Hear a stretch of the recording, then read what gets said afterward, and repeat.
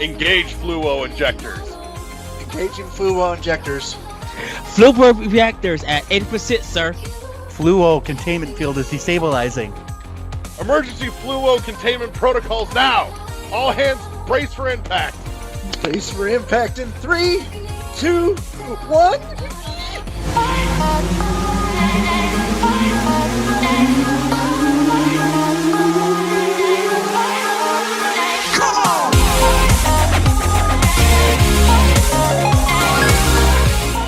Holy testicular spheres!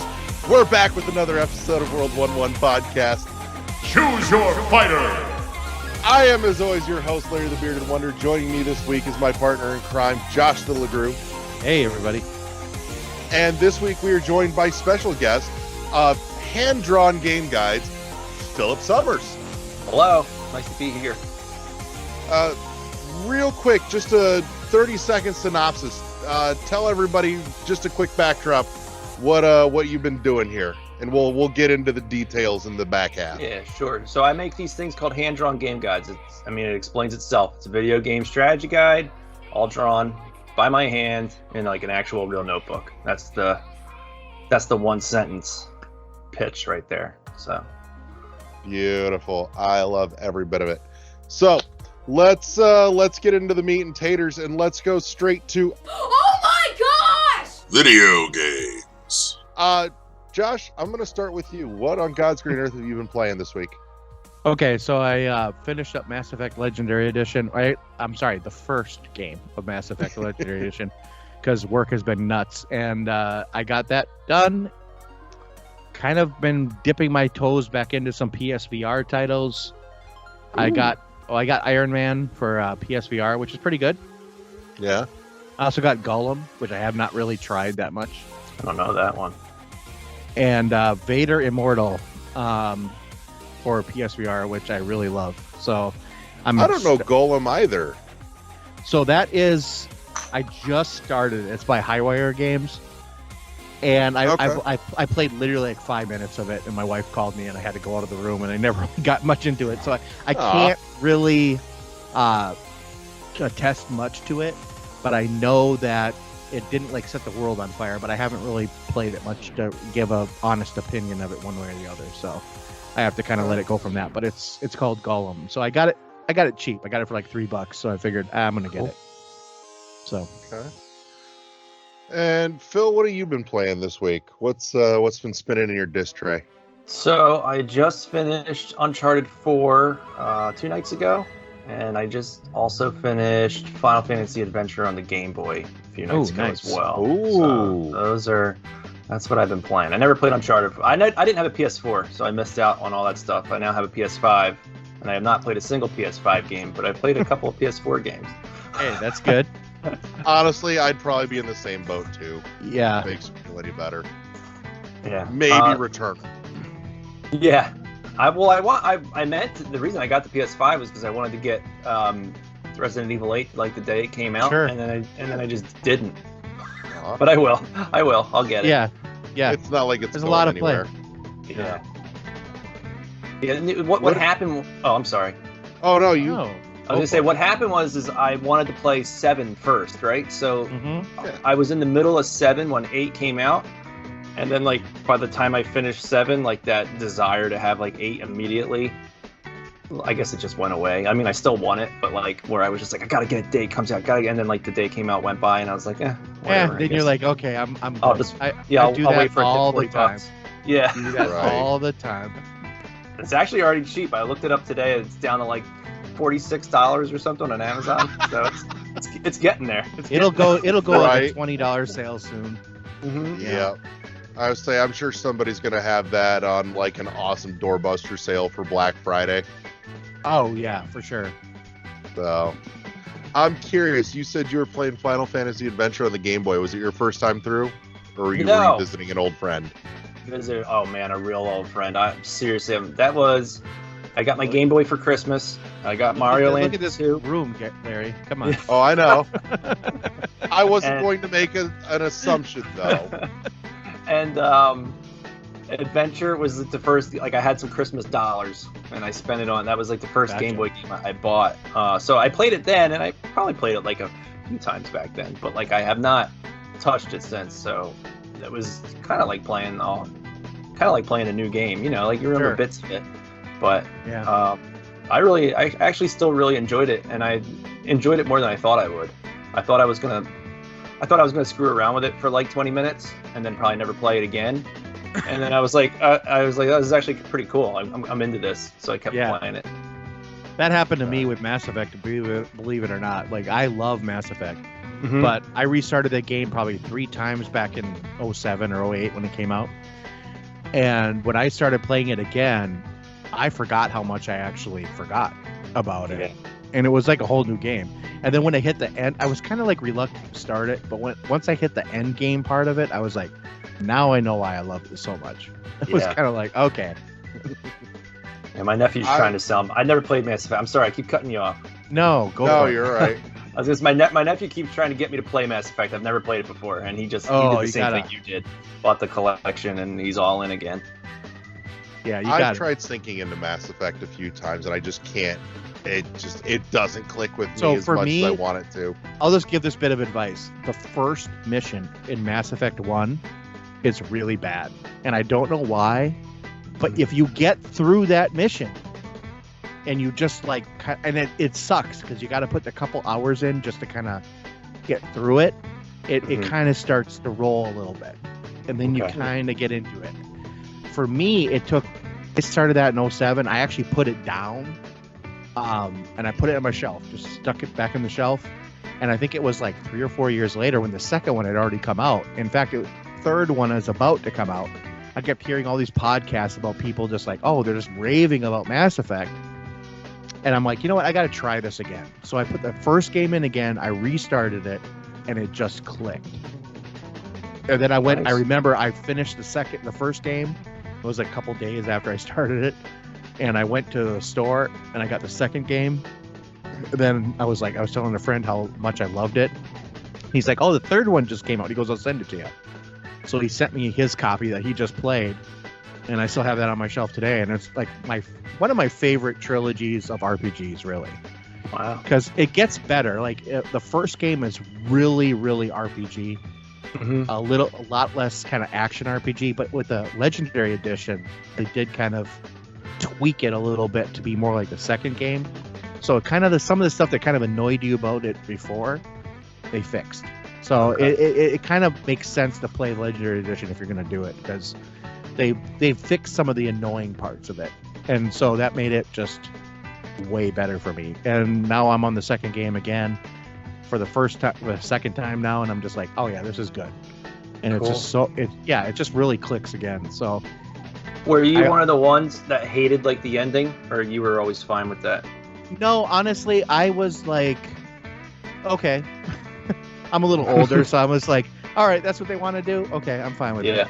I Yeah. wasn't like in love with it, but I wasn't like hating on it. Okay. I was like, well, if that's what they want to do, okay, I get it. It So- didn't ruin the whole experience for you. Not like, at when all, you- because yeah. you have to look at it from like the sum of its parts type thing. Like I Mhm. think like each individual experience in the game was worth the end. Right, Now right. the end might not have been what I wanted, Mhm. but it wasn't something that I was going to crucify the whole game for. Okay. You know, so that's just kind of how I felt about it. But I know a lot of people that I think they were more invested in the overarching story. I was much more invested in the individual stories along the way, kind of thing that you kind of Okay. got to do, and I really liked that part of it. So You're a journeyman. You like the journey, I do. not the do. destination. Yeah, and I am kind of like a monogamous gamer too, so I play like one game. Yeah. You know, I don't like split my time. Well, among, because like, then you don't time play games. anymore, right? Right. You pick 3 games, you don't finish a single one. It's exactly what. So I've Yeah. learned just kind of like I'll hammer on this game until it's done, and I'll move on. I might play now as I've gotten older. I might play like one RPG, and I might put in there like a kind of an action game, like a shooter or something, just to Yeah. kind of like a palate cleanser. Like if I come home Yeah. from work, and Balance those flavors a little. I'm not feeling it. I'm not feeling like 2-hour RPG session. You know, I might do a Yeah. 20-minute, shooter session or something. That's Yeah. different. But as I gotten older, I've done that. But Usually I don't. I just kind of like, well, if I'm not going to play, I'm just not going to play, you know? So I play less games, I think, because of that. But what I play, I really play. Yeah, I think that's probably actually better. It's just kind of how I am. Yeah. Yeah. Well, I'm gonna throw my 2 cents in here, and for one night only, I am going to break our unspoken cardinal rule here. Uh-oh. Because We have one of those, by the way? yeah, and you know exactly what it is too. Probably. But it's because it's honestly the only game that I've been playing in the last week. Okay. Yeah. So it has never been spoken on air as a rule, but for the last 4 years or so, there is one game that we do not talk about on this show because things happen, and I have some opinions about the person responsible for said game. But the sequel that I have been, as much as I like the game, I'm just not a fan of the person anymore. But the sequel dropped about 6 days ago. I was very excited. I was looking forward to, seeing what he did with the story, with the game, and everything else. So I picked up my copy of Axiom 2. Oh. Yeah. Axiom Verge? Is that Yep. right? Yeah. Okay. Yep. Okay. So we, we're not even going to get into what happened, but we're just going to talk the game. Yeah, that's okay. Yeah, tell everybody what you told me, because I liked what you were telling me. Oh yeah, no, that's the funny story I was going to tell you today too. Okay. You're going to love this. Okay. So, been playing for the last several days. I'm enjoying it thoroughly, mostly. Here's the thing. The first game kind of instantly hooks you and gets you feeling like want to go further, want to play, got to keep going. Sure. Axiom 2 doesn't do that. It feels kind of meandering in the beginning, and it takes a little bit for it to actually get its hooks in you to where it feels like you're compelling yourself forward. Like you want to keep going. It'll get there. It doesn't have that insta hook like the first one did. And there's a lot that's really good here. There's a lot to love. The world building is really good. It's phenomenal. He's done a great job expanding on what was started with the first game. It almost recontextualizes or reframes everything you knew about the first game, which I think is really neat.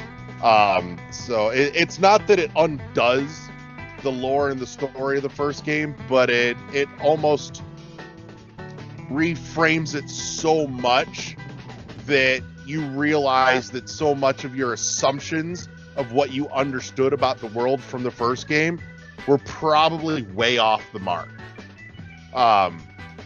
Which is fine, because it's not like it explicitly said, this is the thing, and then said, no, we changed our mind. So it is like story-wise, it is a direct sequel. It's not it's not. So it's not, numerically, it's a sequel. Story-wise, it takes place before the first game. Oh, okay. So it's like Borderlands. It's the pre-sequel. Okay. In the very literal sense of the word, which I don't think I ever thought I was gonna, utter again. Right. Yeah. I don't think I ever thought I would say literal sense of the word pre-sequel, but there it is. He's made it. Now that said, gameplay-wise, where this shines is the platforming, the traversal, all of that is a ton of fun. It's very well done. There's a big change in focus too, because the focus and the highlight of this is not the combat, but it is the traversal and the mobility in terms of how you're getting around the world. That's what really shines here. Unfortunately, what happened in the process is where Axiom 1 had a lot of really good combat. Like he had it nailed down pat. It was spot on. Yeah. This one does not. Combat is a slog. It's not like it's all melee combat, right? It's all melee. It's all very close range, and everything hits like a fucking truck. So you have no way of keeping your distance at all for anything when, you know, you're getting your ass kicked. And it frustrated the shit out of me. So Sure. I'm like, I am this close to having a really good time, like a really good time, but this combat is just so unbalanced and frustrating. And then something magical happened last night. So I'm laying in bed and I'm piddling around with Axiom 2. And I'm like, you know, I'm not done with this, but I need to put it down for like 3 minutes. So I hit the pause button. I'm staring at the menu. I'm like, I wonder what's in the menu options, just out of curiosity, because I like poking at them once in a while. So I go scrolling through the menus, the menu options, and I see a tab that says accessibility. I'm like, I wonder what he did for this, because that's a thing that's kind of cropped up on this show once in a while, and I'm a big proponent. I'm like, you know, the better you do in terms of accessibility options, the more respect I have for you. Sure. Is we've had some guests on over the years that have done some really impressive accessibility stuff for their game. What I found in that options tab, though, took me by surprise. I found two meters that could be adjusted, and I adjusted them both all the way. 1 meter lets me crank up lets you adjust the amount of damage that you deal to everything. So I just ratcheted that all the way up, and the other meter adjusts how much damage everything does to you, and I turned it all the way down. So I'm basically running around one hit killing everything so that I have an excuse to, like, you know, do some combat-y stuff, and, you know, but nothing's really impeding my progress. But that's so great. I'm getting that feel of fun. And it literally fixed the game for me. It made it like perfect fun. Yeah, because Because you now were the- telling me that you wanted to just play the story. Yeah, I wanted to play Yeah. the story. I wanted to get wrapped up in the traversal and the mobility, because that's the other thing too. Where the first game, you know, a majority of like your upgrades and abilities and powers that you find are all guns, because it had a fucking cornucopia of guns. Right. This one does not. This one has a ton of like abilities and upgrades to find, but almost all of them are about your traversal and how you get around the world. So it's kind of like there's a few ways you can compare it, but for me, in terms of like the focus in gameplay, Axiom 1 was very much like Ori 2, where it was much heavier on combat. Axiom 2 for me is much more like Ori 1, where it's a lot more platformy traversal mobility. And like I said, with making that adjustment, at least for me personally, I think it shines much better. And honestly, I'm a little irritated that not one review or article anywhere that I've seen mentions that that's an option that you have. Because if I'd have known that, like an hour or two in, I'd have made that change and I'd have been having a great time even longer. So, there I you almost go. did that. I almost did that with Uncharted, because they have a bunch of accessibility options, and I just put gyro aiming in it, and there's no gyro aiming, and you can actually just turn on like auto target, and I had it on for a little bit, and I was just like, I'm just whooping. I'm just auto targeting. So I was very torn, but I did eventually just settle on the regular control. But I did kind of want to just, I don't know, it's Uncharted, you know, you just want to like get through it Yeah, and you see want everything. It's the you want the spectacle. story. Yeah. Yeah, You want to right. play the movie. Yeah, exactly, right. And I'm sitting here just like getting mad at this analog stick because I suck. But Uncharted, to be fair, Uncharted is a hard game to aim, and it doesn't do gunplay very well. yeah, Yeah. which is a bummer because like the situations in that game, I don't want to change the subject, but the situations No, in that game, okay. the little like sandbox, no, it's like they're like little playgrounds, right? You know when it's coming. You get to this area, you're like, okay, here's the ambush. Here comes the fight. But they're Yeah, just so you know cool. There's it's so many little, like, there's so many little optional paths and things you can do. So they're, like, really well made. But when you're actually trying to do them, like, if they controlled, like, I don't know, if they controlled great or better, I don't know, the gun play anyway, it would be so much better. But, I mean, I still enjoyed it. Nice. So I'll leave you with some last thoughts on Axiom 2, and then we'll wrap up this section and we'll hit the break. But one of the things that I think comes through really well here that there were hints of in the first game is just the cultural flavor and inspiration. The first game, like I said, had hints of it very specifically too in the music in one section of the game. It is very full bore here, where you get you see a lot of influence of, like, what is it, Mediterranean, maybe Mesopotamian, Indian culture, both in, like, architecture and in some of the world design, and very much so in the music. It comes through loud and clear, very pervasively, but it's really interesting. It's really interestingly done. He's done something worthwhile with it. My only other real kind of gripe is that in the sections where you go into the breach, stylistically, it's almost perfect. Like, it's when you go to the breach, everything is very, like, low res, almost like a dot matrix look to it. And in the backgrounds and in the environments, it looks really cool.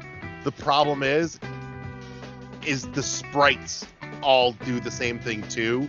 So they look very muddy, and it's kind of disappointing. Like, the contrast would be great if he had kept the sprites the nice, clean, crisp way they are throughout every other portion of the game, and contrasted that with that low-res, lo-fi background in visual aesthetic. But everything else beyond that is cool. And then I'm also hitting a point where I'm seeing the beginnings of the world of Sudra, which is where the first game took place. And it's kind of neat to see it, because you're just getting, like, a tiny taste of it, but you're also seeing it before the pathogen was unleashed, which is, a big thing that set off the events of the first game. So it's kind of cool to see it in, like, its unscrewed with form. So, before people came along and ruined everything. But no, it's neat. Cool. Actually, the breach is one of those things that I was telling you, where you think you understood something and then you find out you were totally off the mark, but the game didn't really tell you the wrong thing either. Right. So, because that first game gives you the impression that the breach is just kind of like this substance that keeps these worlds separated so they don't touch. Right. And instead, now you find out that it's not just that it's its own universe that you can slip into as well.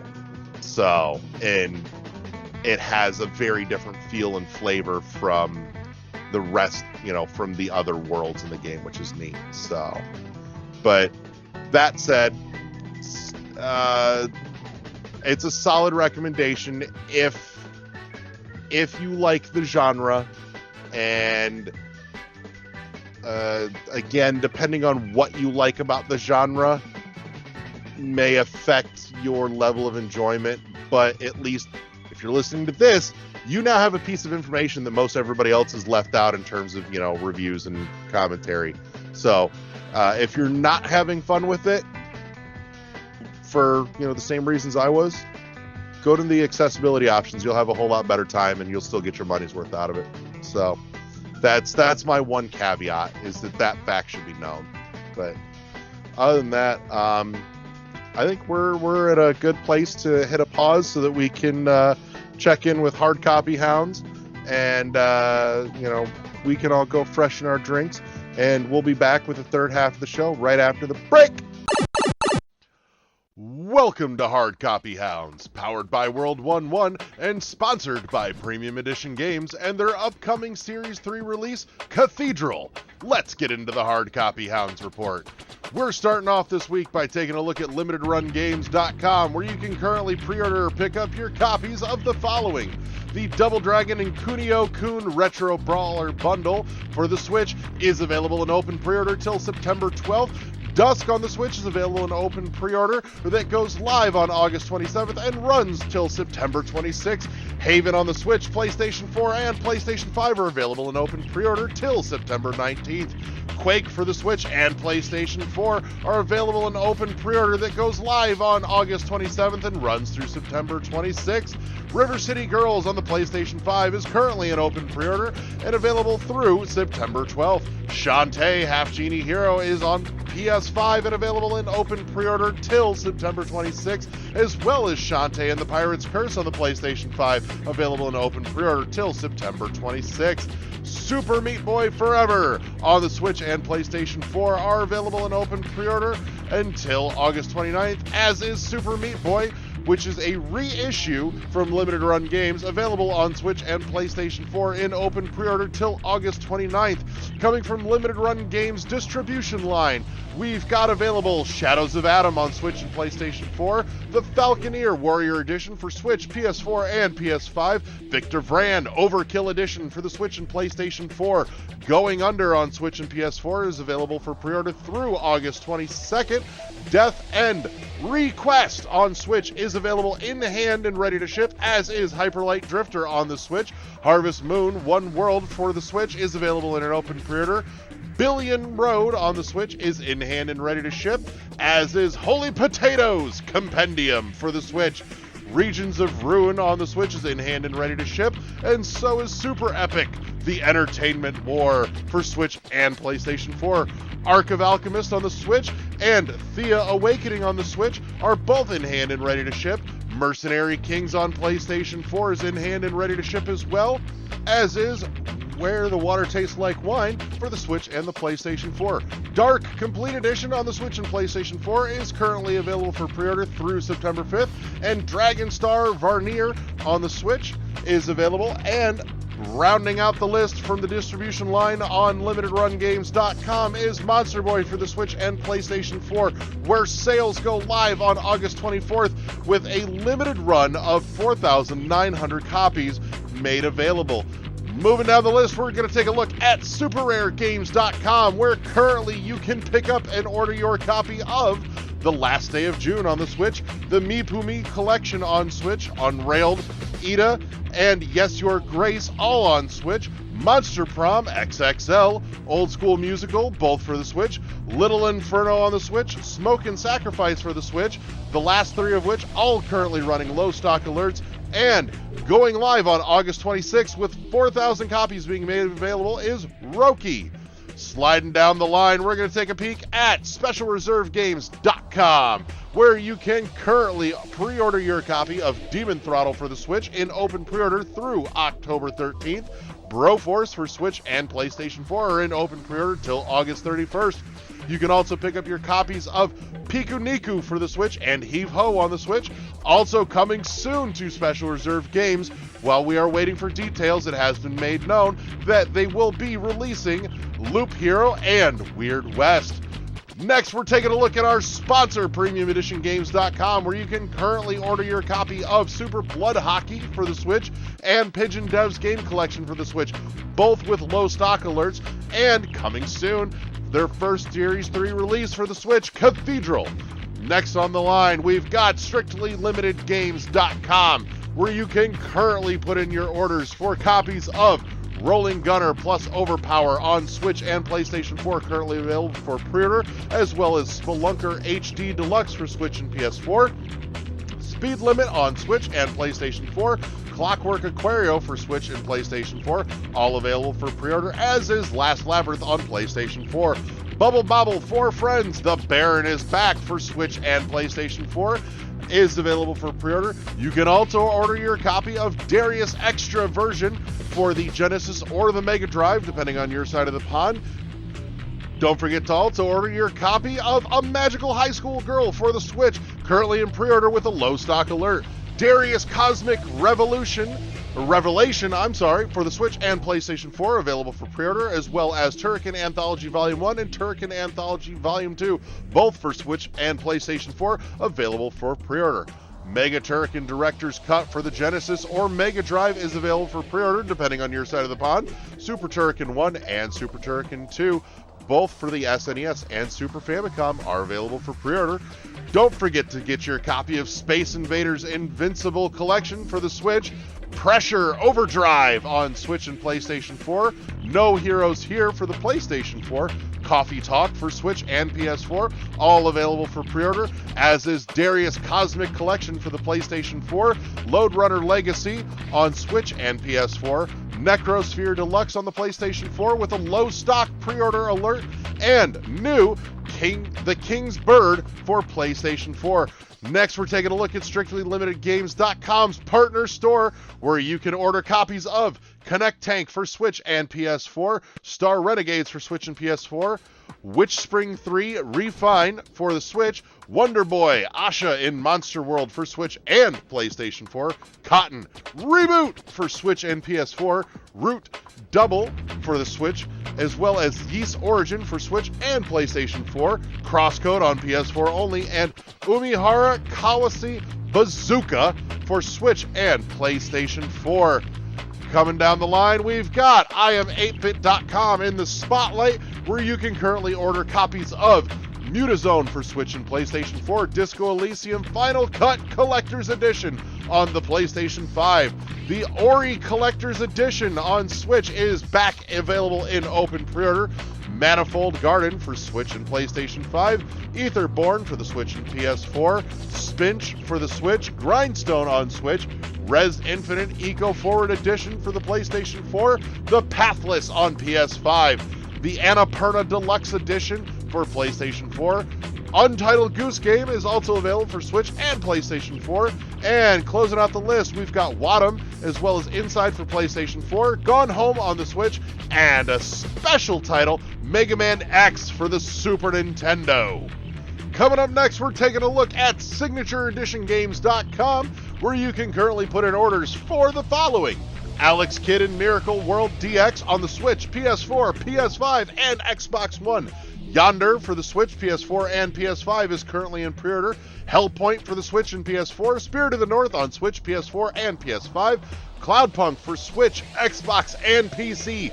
Dead Cells is available on Switch and PlayStation 4, as well as Streets of Rage 4 available for Switch, PS4, Xbox, and PC. Children of Morta for the Switch, PS4, Xbox, and PC. Northgard on Switch, PlayStation 4, and Xbox One. Bomber Crew is available for Switch and PS4, as is For the King. Bounty Battle is available on Switch, PlayStation 4, and Xbox. Valfaris and Vaporum both available on Switch.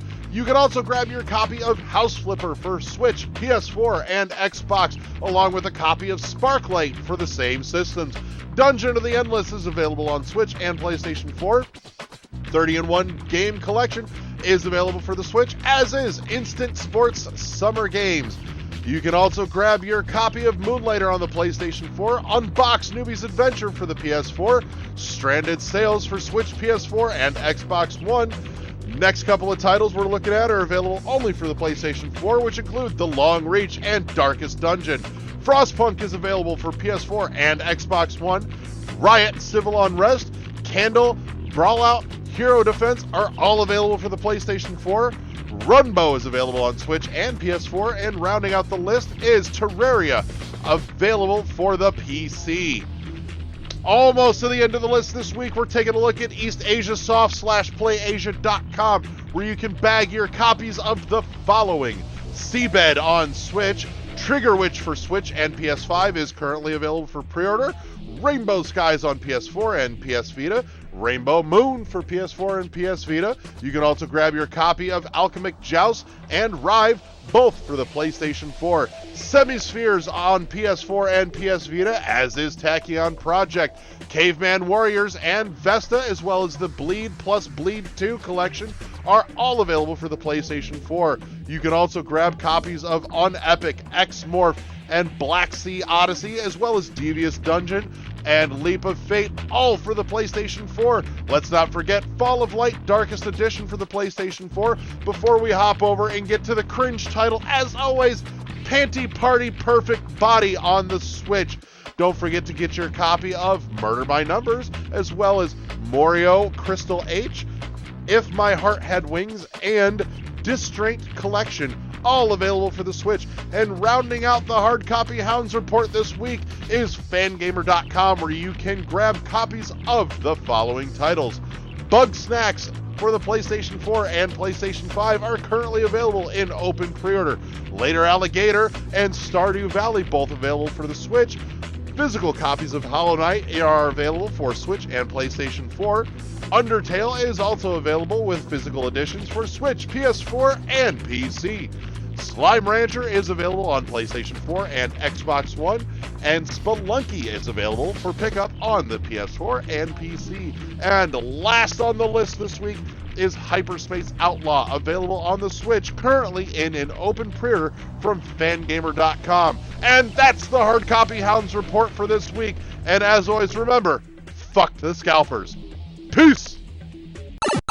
And we're back with the third half of the show. This week, we're going to deep dive with our special guest, Philip Summers from Hand Drawn Game Guides. And so, Phil, let's jump in. And I know we got like the one sentence synopsis, but let's go a little deeper. Sure. Tell everybody a little bit more about Hand Drawn Game Guides. So the one thing is they're very NES specific. So I'm covering old Nintendo Entertainment System games because they're a little more manageable. And Sure. you know, when I started this thing, I didn't know what I was doing. I was just kind of playing around. Yeah. And it's just kind of growing. So right now I'm running a Kickstarter campaign to purchase hardcover versions of the books that I've done so far. So there is a Zelda book. There is a book that has both Ninja Gaiden and Contra in it. And then there is an unreleased book, which is based on Metroid. And right now they're all available to grab off Kickstarter, and it's doing pretty well. So we're pretty excited about that. And we're like And super all unlicensed, right? And unofficial.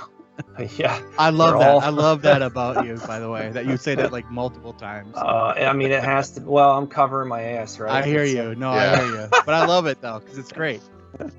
Yeah. So yeah, they're all unlicensed, unofficial, because they have to be. And yeah, I'm kind of hoping that we can get through the campaign without that being an issue. Right. I think if it was an issue, I'm would've pretty heard certain about they would have gotten this by now. I think so. We're looking pretty good, which is nice. I tried to follow all the rules, and yeah, so that's the gist of it. So, there it is. So I wanna ask, because I've seen hand-drawn game guides mentioned a couple of times before the Kickstarter, but I honestly didn't dig deep into it. But Right. I saw the Kickstarter come up, and then I saw the Metroid guide, and you had me hooked. And I was there, you know, the moment that shit went live on Kickstarter to Larry's throw a sucker for my dollars anything at it. Metroid. Anything Sweet. Metroid. Larry will Oh, buy God, anything yes. Metroid. Awesome. I am a great big whore. So and that is just my drug. But I want to know what your reaction was, or even if you were watching it as your Kickstarter went live, because I was watching it just going, God damn. Yeah, well, of course I was watching. I had to hit the button, and then it's just all immediate, right? So as soon as you hit the launch button, you gotta make sure it's working. And then as that stuff was, as the pledges were coming in, yeah, I mean, it blew my mind. It was insane, and it made me feel good about just. I've been working toward this Kickstarter for years now. Right. So it was awesome to just kind of see that. It was like, okay, I had this idea. I'm seeing it through. It's working. It's resonating with people. So no, it was awesome. and it still is Oh. awesome. So for a little bit of context for our viewers and our listeners, that Kickstarter went live with a funding goal of 20 grand, was it? Yeah, 20 grand. And it blew through that in what, 25 minutes? No, it blew through the funding goal in 2 minutes, and then it blew Oh, through that's the right. stretch goals. Blew through the Yeah. stretch goals in about 40 minutes, I think. That's awesome. Yeah. Maybe. Yeah. Like it was just stunning and heartwarming to watch. I'm like, fuck, that's cool. Thank you. Yeah, with and that 20 grand was literally. I mean, I say it in the video. That was like the bare minimum that was needed to be raised to just do a run of these books, and you know, if that's what we hit, if 20 grand was all we hit for the whole campaign, then you know that would have all that money would have just went to the campaign. I wouldn't have made anything from it, right? It was just all would have been the books. So yeah, no, it was really cool to just kind of see it go up, and I mean, it just gives us so many more options to make these books even better. That's another thing with the Kickstarter and all the stretch goals, was just like we want to really maximize what you're going to get out of this. So for me, like the stretch goals, I kind of want them to like really benefit like everybody. Right. So yeah, even if you just ordered one book at $25 and you were just expecting a hardcover, maybe you weren't even paying attention to the stretch goals, but maybe you haven't even looked at it again. You're just done looking at the campaign. You know you want that book, but when it shows up, when it arrives, I think you're going to get like a much better product than what you thought you were going to get, because it's going to have all sorts of cool special features, and you're going to print it on like great paper. The covers are going to look awesome, and you know there might be some other little doodads and surprises. So. Sure. I gotta ask you. Oh, I'm gonna jump in here, Larry. I gotta ask you, Good. what made you want to do this? Like, what made you want to even start this whole thing? Because I was sick of sitting at my computer doing work. So I'm a full-time graphic designer. So I'm at the computer all day. Sure. And then when I do like illustration work, I have a Cintiq at home. So I'll just be on the computer again. And like at some point I was just like, I'm sick of looking at the screen. And then, you know, I had this idea. I was like, well, maybe I'll just like, it'd be kind of cool if I made like an art book, like on a video game. Like, I don't know, it'd be kind of like Nintendo Power. And that's something like I wouldn't necessarily need to look at the screen all the time. And I could take a break and just kind of concentrate on, that's another thing. I haven't made anything that's like tangible because everything's on the computer. And I'm just like, Sure. I don't have any drawings that are like my drawings. So that was like another reason. And yeah, I just kind of started fooling around with Contra. I picked Contra because it's super short. I love that game. I think I know it pretty well. Yeah. And you know, I just have like a passion for Contra. I just love it. So I just Yeah, figured I hear that'd be you. like it would just be a cool little thing to work on. And when I put it out, I just released it, and I was like, here's this PDF of Contra. I didn't even have a name for it. It was just like Contra hand-drawn strategy guide and art book or something like that. There was no like official title or anything. And then that was it just started with that. That's awesome. Because I mean, So- Contra is a favorite of mine too. Because a friend of mine, I just went to visit not that long ago in Nashville, and we played through that game again. Of course, we use a Konami code, but Okay. we did play through that game again for the first time in a long time. And I've been friends with him for like, I'd say at least 35 years now. Wow. And Wow. so like we knew each other forever. And that game, so that to me, that hit when I saw the Contra, I'm like, I got to get this. Cool. Even for that game. I'm like, okay, this is cool. cool. So how long ago did this start from like moment of conception to now? What's that time frame? About 3 years. So I think Contra was about and Zelda took me a long time because Sure. I mean I struggled with it a bit. I got lost sometimes as far as how I was going to handle it, and there would be stretches where maybe I didn't work on Zelda for like 2 months, right? I would just walk away from it and just come back to it. So Zelda was about 1.5 years, but like actual work time, no, not 1.5 years worth of work. But with Metroid, I've had some more time on my hands, and I've been able to. I mean, I was able to get through Metroid relatively quick, but I mean, I spent a ton of time on it. I never had those moments that I had with Zelda where I walked away from Metroid for like weeks and didn't touch it. So I just kind of kept moving on it. And Metroid was about a 6-month process. Okay. I know you mentioned you hit some roadblocks doing Zelda. What was for you? What was the biggest roadblock? What was the biggest thing that just stumped you and made you go, I got to put this down for a minute?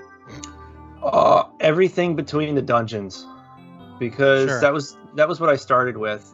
Because when I thought about Zelda, I thought, well, that game is just 9 dungeons and a world map. So in my head, I'm just like, I just need to draw 9 dungeons and I just need to draw a world map. And then as I did that, I was just thinking like, oh, well, I have to get them from one dungeon to the next. Like, how am I gonna do that?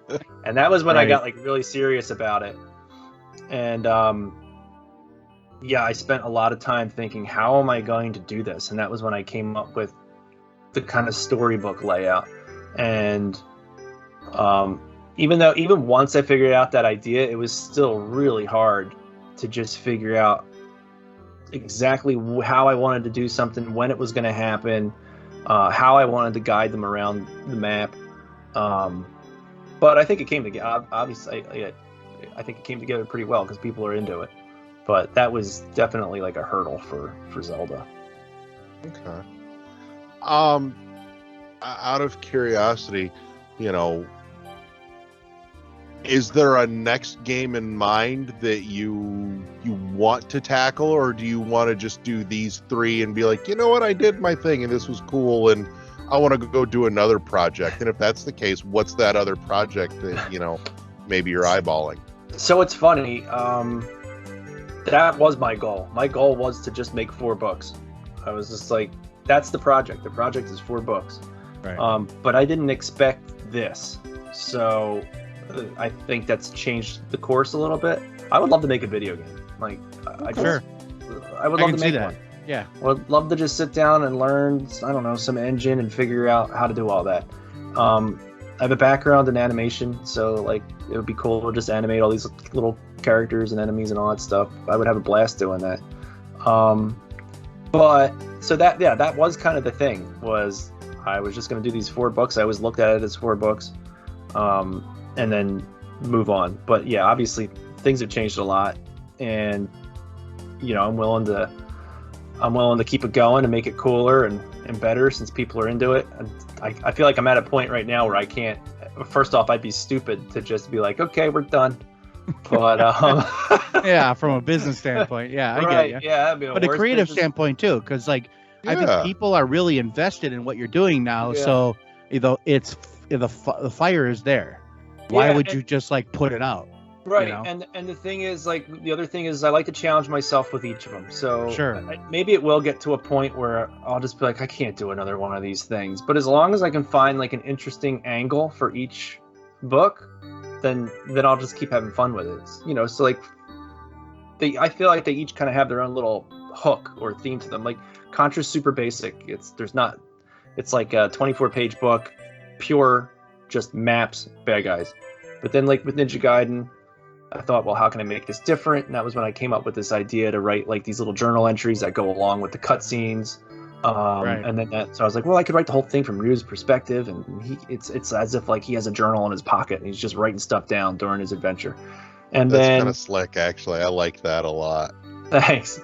Well, one of the reasons I came up with it is because when I was playing the game again for the book, I'm like really paying attention to the story now, and it's like, I used to think the story was so awesome, and then I'm playing it now, and I'm just like, this is just absurd, right? I mean, I still love it.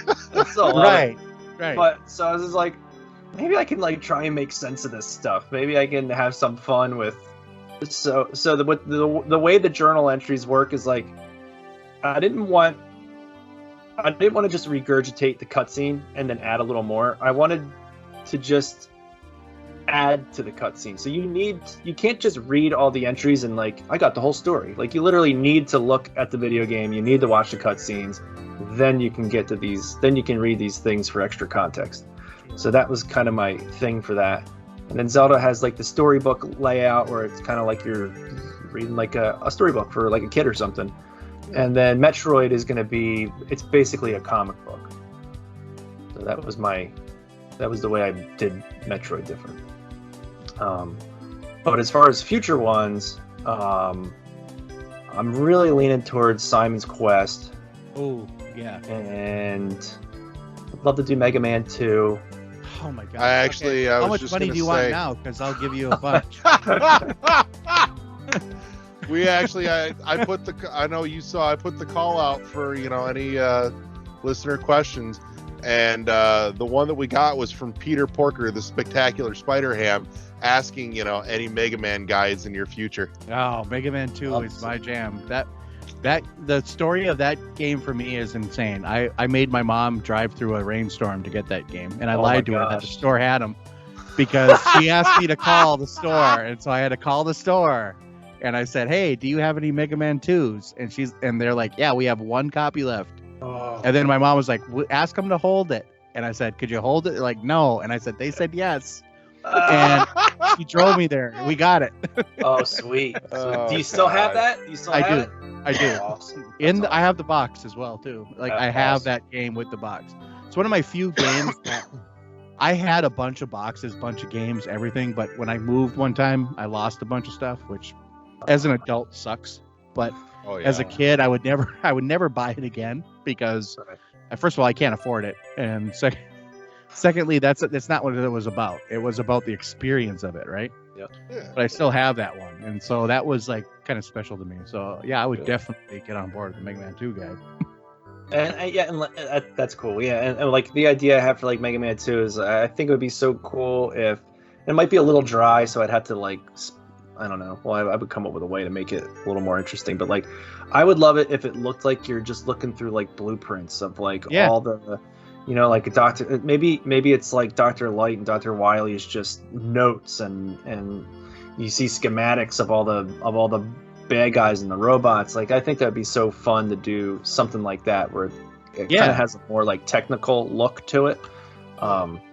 Take your own spin on it, and I love that you like use like the game as like that's the vision of these schematics. Like you would be looking at them and being like, oh. Okay, this is what this is, and this is what this is, and that's what that is. That's kind of cool. Yeah, I think that's what keeps them interesting. That's what keeps me wanting to make more of them. Engaged. Like, I got this new idea. I got this. I have that. Because deep down, you're creative, so you want to create too. You just don't want to rehash something. Yeah. I like that. Like even though I want to do Simon's Quest, I have an idea for Castlevania 3. It'd be amazing if it was just choose your own adventure book. When you come across one of your partners or whatever, and figure out how would I make like a flow chart of that and map it to a book to where I don't know. It just talk about nostalgia. Choose your own adventures. I have like 200 of those books. Oh, sweet. Yeah. In fact, the business that my friend and I are doing, we actually based it off Choose Your Own Adventure. So. Oh, cool. So it's like a total business model based on that, which is very different. You got to be careful with Choose Your Own Adventure because the Choose Your Own Adventure owns that name. Yes. Yep, they do. So you got to be careful. Such a weird thing to think about. Yeah, they'll get you. Yeah, they trademark that game. They're like Nintendo. Yeah. They'll send you a cease and desist pretty fast. Yeah. Yep. But yeah, no, I think it would just be cool if after that first stage, it's like, there's a clock tower in the distance or something else. Trevor decides to pick that, and it's like, flip to page 10 if you go to the clock tower. Or flip to I just think it'd be cool. It's a good idea, actually, because there is that choice in the game. So why not make that choice in the guide? Yeah. So I see it on your shelf back there. At least I'm pretty sure that's what I see. And it makes me happy inside just seeing it, for one. And then two, now my brain is going, I would pay money for one of those hand-drawn guides of that. But that copy of Star Tropics back there makes me giddy inside. So that copy of Star Tropics, I used to work at KB Toys, like the late 90s. Sure. Yeah. And I mean, at that point, when I started NES games, we didn't even have NES games there. We had a couple of Super Nintendo games, but they were phasing out because we were already like deep in the PS1 and N64 at that point. Yeah. But I'm cleaning out the back room. I'm going through everything, and underneath all like these shelves was this pristine copy of Star Tropics. And I was like, holy shit, right? So Yeah. I immediately run up to the register and I ring it up, and it's not coming up. So then I just go to my boss. I was just like, this is not in the system anymore. Can I just take this home? And she was just like, yeah, go ahead. And there it is. It's That's right the there. best story ever of retail. Because I think Larry and I have both worked retail, so we know what you're talking about. Yeah. You're cleaning out something and you're trying to. I have literally like rang stuff up and it comes up like $1.98, and you're like, Oh yeah. yes. Yeah, it's like you got treasure. It's so Yeah. good. Yeah. I almost kind of wish I didn't open it up because I could have got that game Sure. like dirt cheap at that point in time, but it still has the shrink wrap on it. I just give it a little slice, but it's got it's got the paper that you can dip. I didn't dip Uh-huh. it. So Now imagine if, because today with all the, I'm gonna grade this and then throw it up there. yeah, right. Kidding. That's another insane thing. We would never have thought. We would never have thought back in the day. I thought about grading my Pokemon Red because I'm not really I'm not into the grading thing. Right. And I'm not really a big Pokemon fan, but I have like a pretty decent copy of Pokemon Red, and I just thought about like grading it just for the hell of it, but I probably never will. No, I'm not into the grading thing either. But if I had like a sealed copy of something, I would probably do it just to get the money for it. Like literally just if I was going to sell it. Right. And I'm not even for, like Larry and I, we're not like for scalpers or anything, but Yeah. if somebody's willing to auction this off and pay $100,000 or something, I'd be Yeah. like, yeah, I'll definitely. I mean, that's a lot of money. Yeah, You let's know. be real. Yeah. If most people had a graded game and they're sitting on it and they knew it was $100,000, they're gonna sell it. Yeah. Because it's Right. $100,000. Yeah, that's a lot of money. Yeah. Yeah, I mean, Yeah. that'll help a lot of people out. Yeah. No So, yeah. Well, and there's a difference between that and, scalping in its current state too, where something new gets announced and then someone goes and snaps up every copy and jacks up the aftermarket price before the damn thing's even out. Yeah, no, So- that stuff's ridiculous. Yeah. I do have a couple of sealed games only because, like, I bought them digitally, and then when I got the game, Right. I was like, well, I don't want to open it. I already got it. I do that so, same like, thing. yeah, so I have like a sealed copy of Bloodstained, Curse Sure. of the Moon. Yeah. And a couple other ones over I got there, some Wii U but- games because of that same thing. Like, I found them just on clearance, so I picked them up. Yeah, But I have them digitally, so I'm like, I'm not gonna open that yet. right. And then now it's been a few years, so I'm thinking to myself, why would I even open it? Right, and I bet you the reason, maybe I'm wrong, I'm just assuming, bet you the reason that you probably picked them up is like that fear that one day your digital copy will go away, right? Yeah, Like, exactly. Yeah. So it wasn't even so much that you bought it just to have, I want the sealed copy. It was just No, more it like, was just, it's here, and it's like yeah, $10, and my Mhm. digital copy might just be gone one day, so I'm just gonna get it. right. Yeah, because I mean, I am kind of like that. Like Larry too. Like we like the physical copies. So if we can get them, we'll do it. Like we'll double, triple, quadruple dip on stuff just to get it. Uh-huh. People laugh, So- but then they realize, yeah, I do that too. Yeah. So I'm sitting here and I'm thinking about it in my head, and I know the only ones that you're doing, or you have done at least. I won't speak to any future ventures yet, but are all NES games. All the 8-bit era.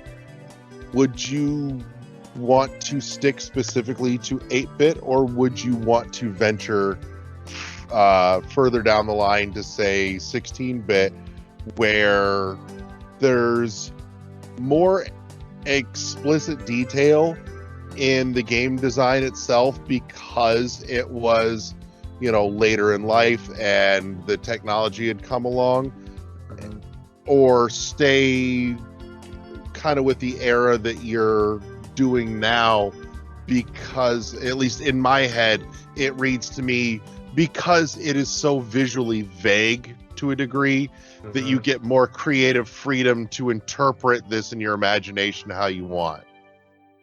Yeah, no, that's definitely a piece of it as well. I think you can still do that with 16-bit stuff for sure, and especially even if you went like 32-bit era. But like today's stuff, no way. It's just so everything's just filled in for you, right? You don't have to really imagine anything because it looks amazing. And Yeah, well, unless it was like a side story or something, you know? yeah, Maybe yeah, like a side character that you might not see a lot in the main game. I could Right. I could see where you might do that, but I get you. yeah. But no, I'd like to stick with the 8-bit stuff because it's just the right size to where I feel I can handle it, and do some creative stuff with it. So, still in the 8-bit wheelhouse, what about Game Boy Classic? Yeah, maybe. Like I would like Donkey Kong 94 would be awesome. I love that game.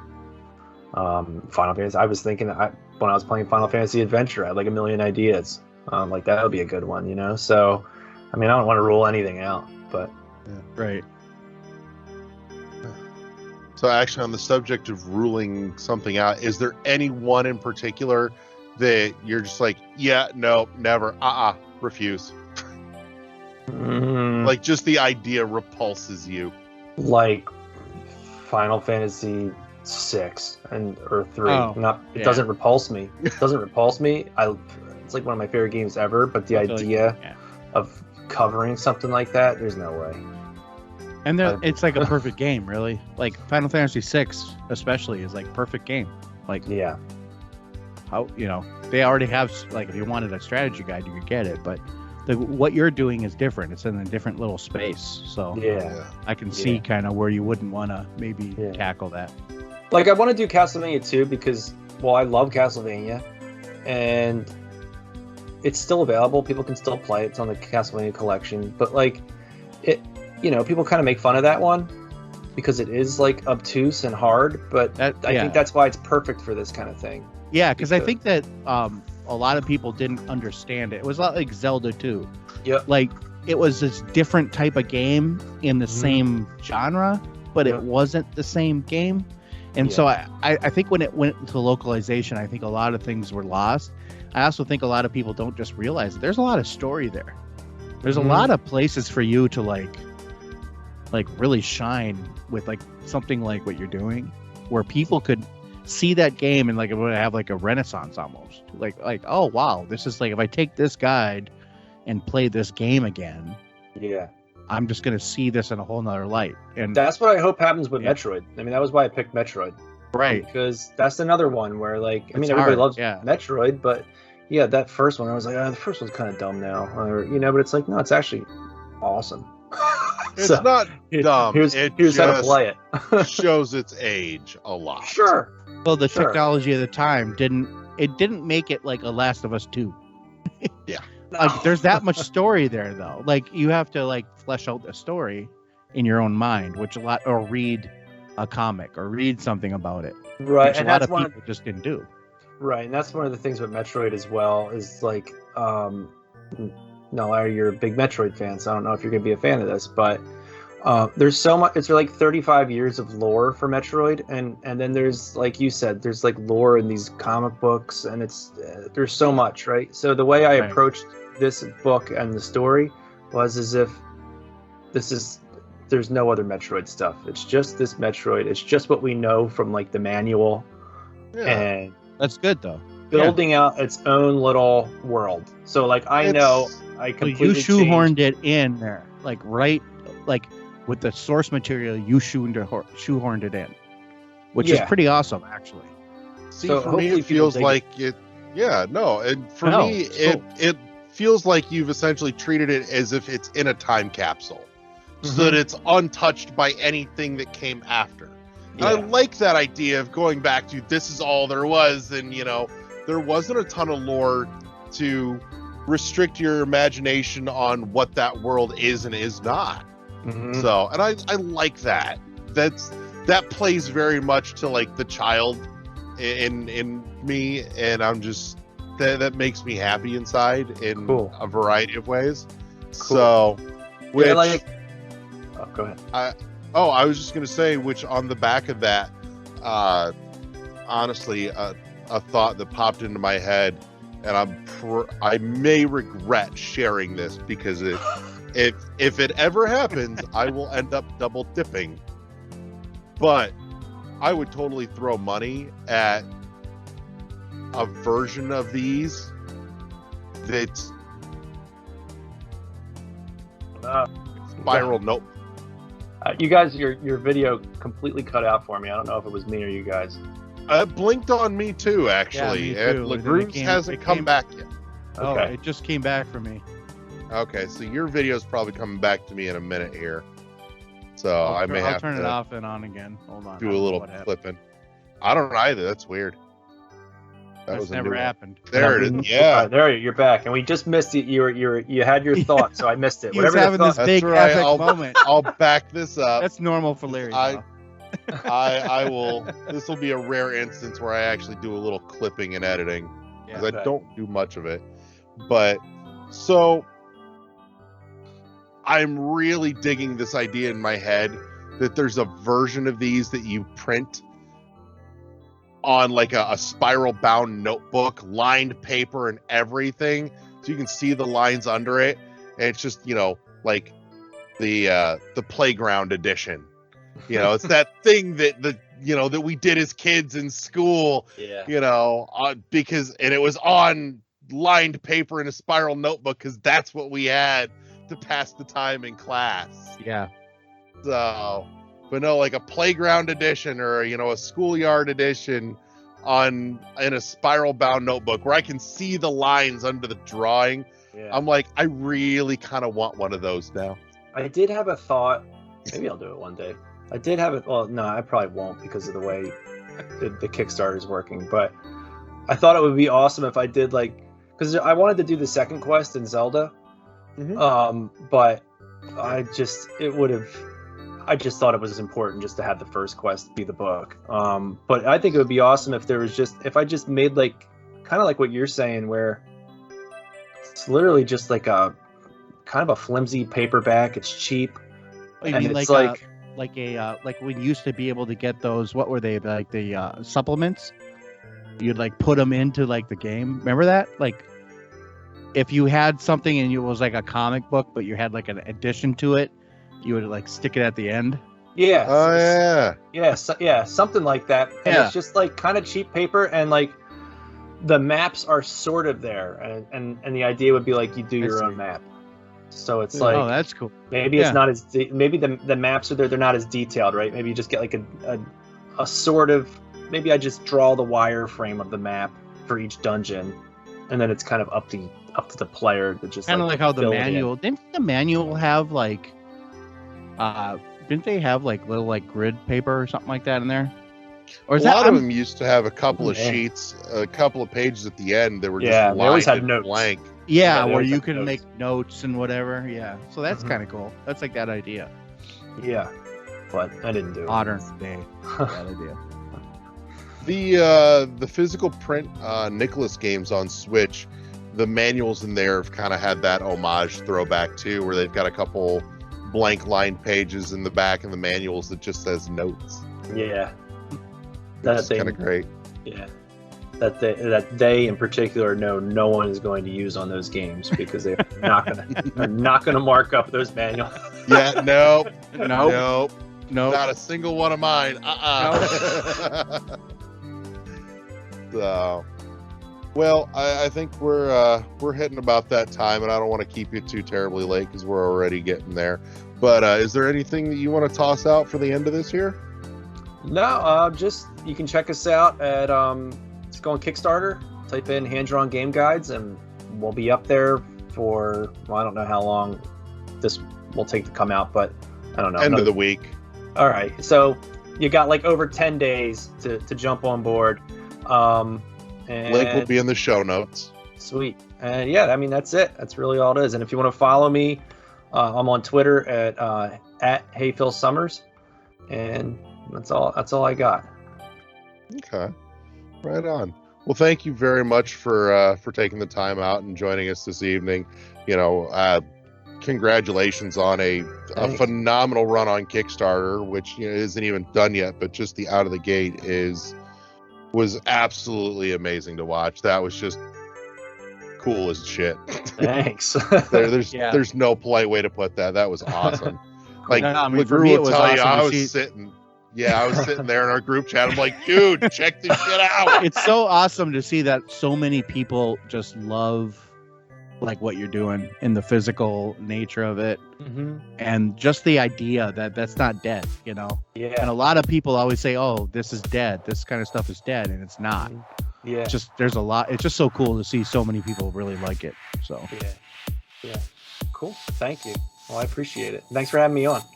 Oh, again, thank you for taking the time. We had a great time, and like I said, we would love to have you back. You know, you decide to start another project, give us a shout, and we'll have you on, and let you tell the world all about it. Cool. Thank you. So- Appreciate it. So, with all that said, though, we're going to wrap up this evening. Thank you to everybody that tuned in this week. Thank you to my partner in crime, Josh Jolly Round the LeGrew, and Philip Hand-Drawn Summers. So, I'll take that. Yeah. and we'll check you guys next time here at World 1-1 Podcast. Everybody say goodnight, Gracie. Good night, Gracie. good night. Peace.